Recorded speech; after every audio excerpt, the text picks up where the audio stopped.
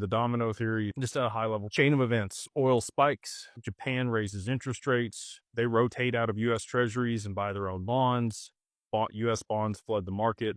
We have the stablecoin bill passed here in the US. So we have banks and institutions that will soak up those treasuries as they flow onto the market because the demand here for issuing stablecoins will be high. It's around $2.3 trillion total globally. That is, foreign debt held outside the US treasuries that will flow back here. And guess what the amount of, estimated demand for stablecoins is? $2.3 trillion, exactly the same. So that'll be shored up. It'll shore up the bond market. But with the reverse carry trade unwinding at scale, you're going to see a haircut across markets. Anything risk on, risk off, it's not going to matter where your money is. There's going to be a repricing. So gold, again, I'm going to be unpopular. Same thing with silver.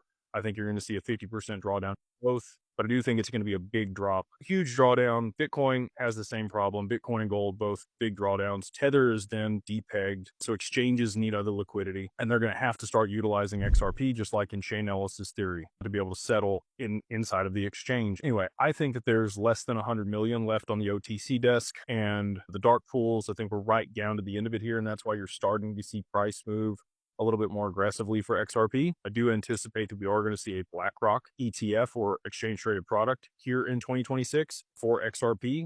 And I do think that that'll add significant amounts of demand, but I think that's going to happen right at the opportune time. Again, when all of these other catalysts play out to be able to drive XRP's price up to then settle the back into the stock market and de-risk from all of the losses on Bitcoin and settled in real time. So again, if you haven't watched the domino theory, I've been talking about this for, 21 months. It'll be 2 years in March of this year ago that I put out the original domino theory and the thesis.